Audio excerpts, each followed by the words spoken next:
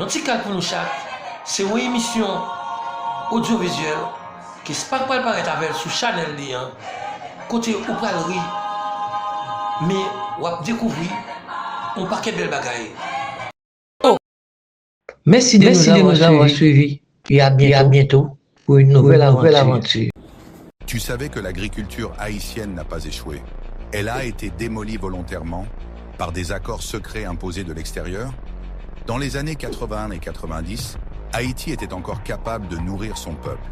Le riz, les légumes, les fruits, le café.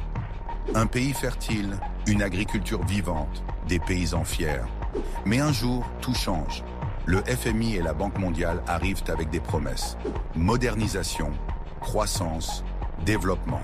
Ce que personne ne savait, c'est qu'Haïti venait de signer sa propre condamnation. Les institutions internationales imposent des conditions. Pour obtenir des prêts, Haïti doit réduire les taxes sur les produits importés. Résultat, le riz étranger, ultra subventionné, entre dans le pays comme un tsunami.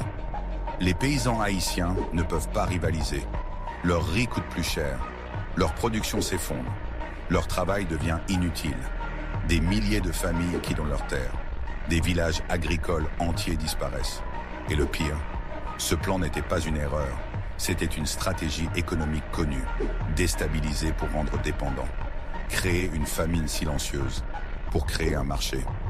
Pendant que les paysans meurent de faim, les grandes puissances gagnent.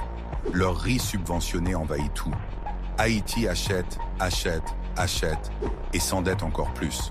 On appelle ça aide. Mais en réalité, c'était une prise de contrôle économique. Un pays qui ne peut plus se nourrir lui-même est un pays qui ne peut plus se défendre. L'agriculture haïtienne n'est pas morte dans les champs.